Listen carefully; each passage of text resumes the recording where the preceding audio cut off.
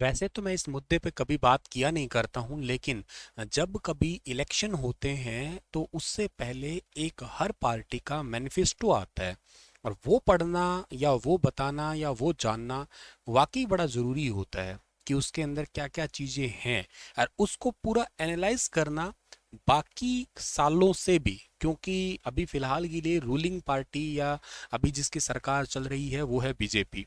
तो इस सरकार ने पहले भी, आपको पता है कि ऑलरेडी ये 2 बार जीत चुकी है, साल 2014 में, 2019 में पूर्ण बहुमत के साथ में, अब 2024 की बारी है।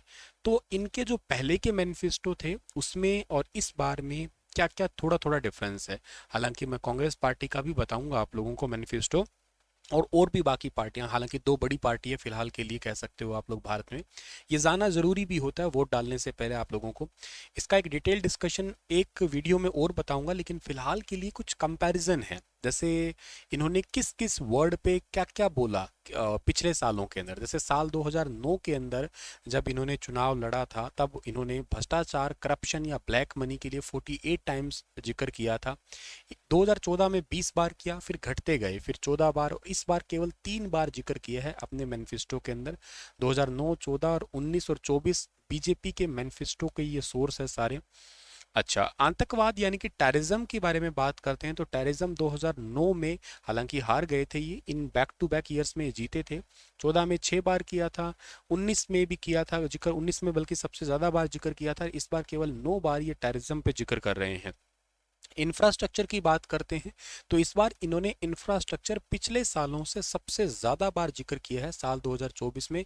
इंफ्रास्ट्रक्चर मतलब ये कुछ हो सकता है कि कैपिटल इन्वेस्टमेंट करे, हो सकता है वो ब्रिज का, हो सकता है वो रोड का, हो सकता है वो किसी बिल्डिंग का हो सकता है। इसमें डेवलपमेंट की बात करें तो डेवलपमेंट में इन्होंने सबसे ज़्यादा बार जिक्र किया था 2009 के अंदर, 248 टाइम्स। ये बहुत बड़ा नंबर है वैसे देखा जाए तो।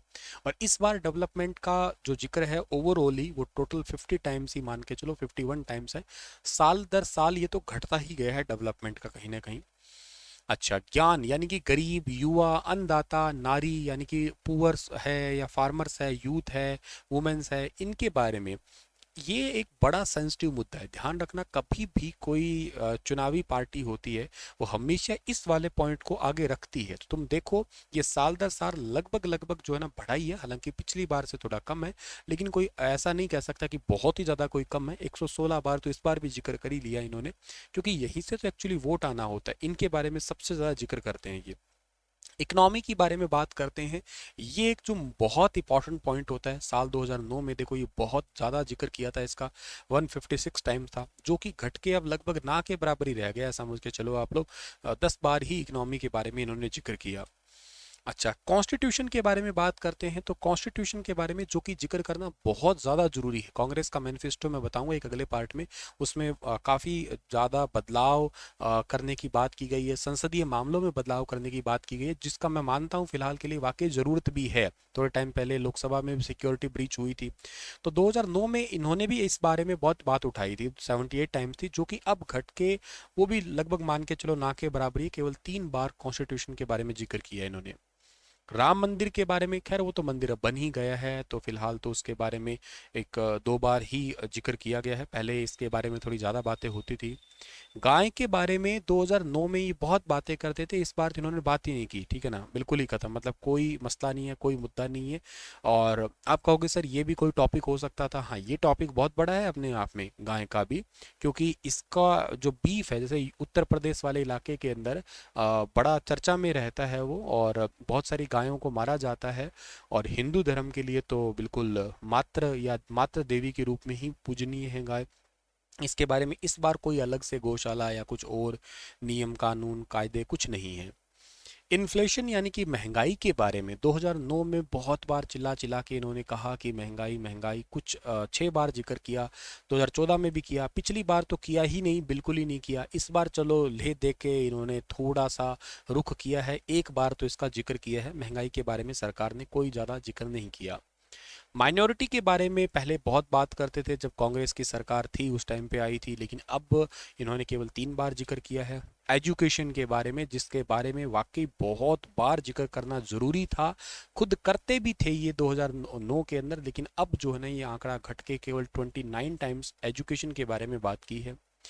एम्प्लॉयमेंट, अब आप ये देख के चलो कि इस बार का जो इलेक्शन है ना, असल मायने में जहां तक मेरा अनुमान है या जहां तक मैं न्यूज़पेपर एनालाइज कर रहा हूं, तो एक ही मुद्दा है इस बार, वो यही है रोजगार का। बाकी ज्यादा मुद्दे बड़े मतलब और भी बहुत छोटी छोटी चीजें हैं वैसे देखा जाए तो, फार्मर्स का भी है अपने आप में, इन्फ्लेशन भी है, कई सारी चीजें हैं यूं तो, लेकिन उन सब में सबसे बड़ी बात है ये वाली। और इसका जिक्र आप अगर देखोगे तो सरकार भी बहुत ज़्यादा समझदार है।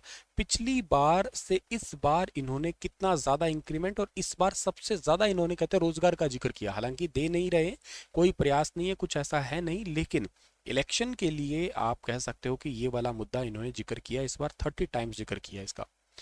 नरेंद्र मोदी वर्ड का, क्योंकि इसी से ही तो इलेक्शन जीते थे। 2014 के अंदर मोदी मोदी बात हुई थी, 19 में और हुई, इस बार तो सबसे ज़्यादा नाम का ही सहारा है, ठीक है ना, कि इन्हीं के नाम पे ही कहीं वोट मिल जाए। 9 में तो कोई नाम था ही नहीं इनका, लेकिन 2024 में स्पेशली इन्हीं के नाम का जिक्र किया जा रहा है। जनता के लिए ओवरऑल अगर कंक्लूजन निकालने की कोशिश की जाए तो बेरोजगारी सबसे बड़ा चुनावी मुद्दा है। 2024 के लोकसभा चुनाव में सबसे बड़ा बात जो क्या है, इसके आधार पे एक मतलब एक सर्वे हुआ जिसमें बेरोजगारी 27% लोग कह रहे हैं कि यही हमारा बड़ा मुद्दा है।